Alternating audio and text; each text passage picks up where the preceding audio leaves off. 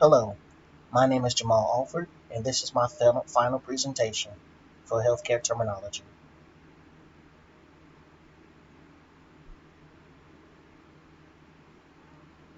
Medical terminology.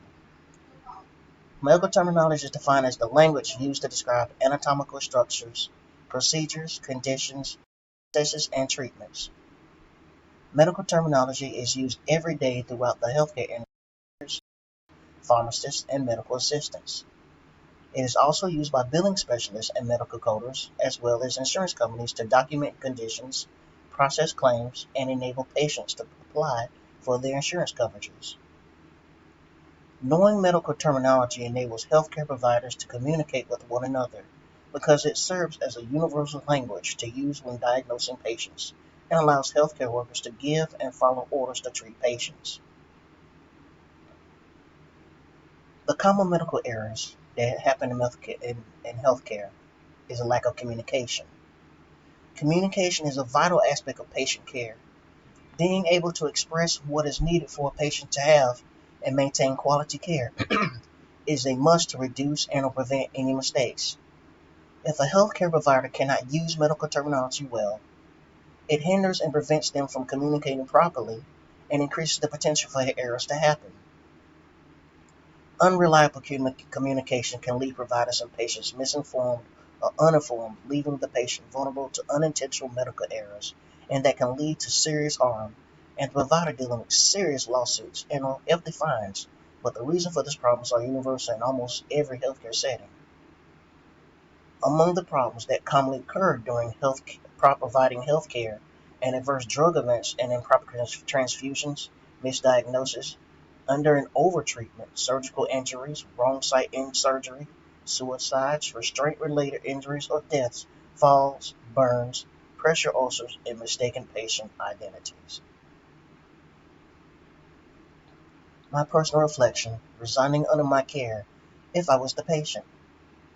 Now, after reflecting on some of my strengths and weaknesses, I realized that there are many aspects of my personality that I need to work on, or to work to be able to work in a healthcare setting.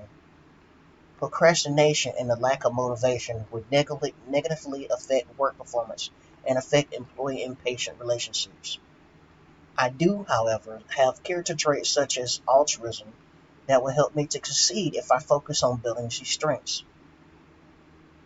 Until then, I need to begin trusting and believing in God to provide for me, and not to be controlled by worry and anxiety, which will help me to try and learn the skills that will replace the weaknesses I have through the constant trials that I must endure and the experience I will gain in a healthcare setting. Therefore, as a patient, I would not want to reside under my care because I have not gained the confidence to trust in God, and I allow myself to be unmotivated by listening to the negative thoughts that continue to plague me. I do believe I will change for the better, all in due time.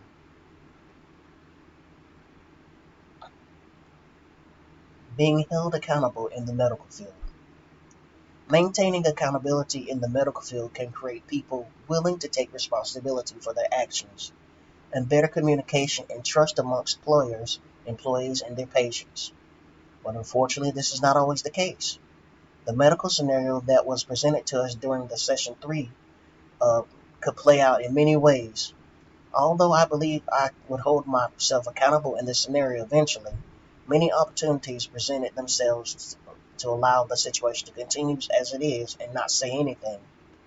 I feel that eventually audited documentation would reveal the truth, and my habit to worry would cause me to talk with someone and be held accountable. Accountability is very important in this line of work because maintaining good health and saving lives is the main priority.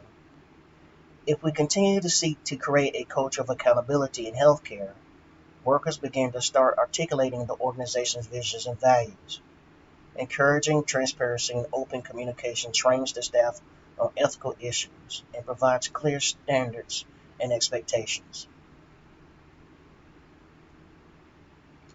The interview.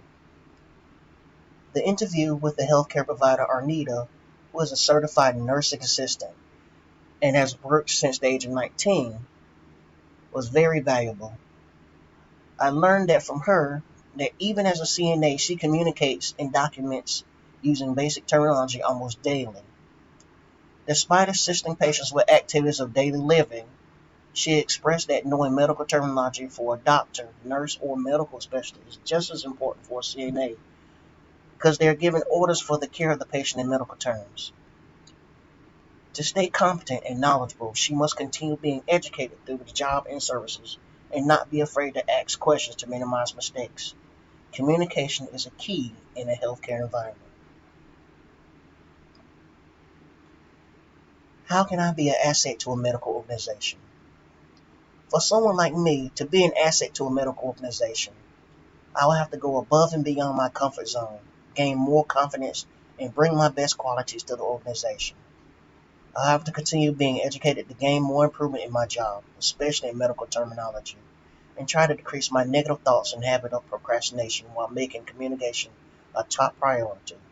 Most importantly, I will remember that I can do all this through Him who gives me strength. Philippians 4:13.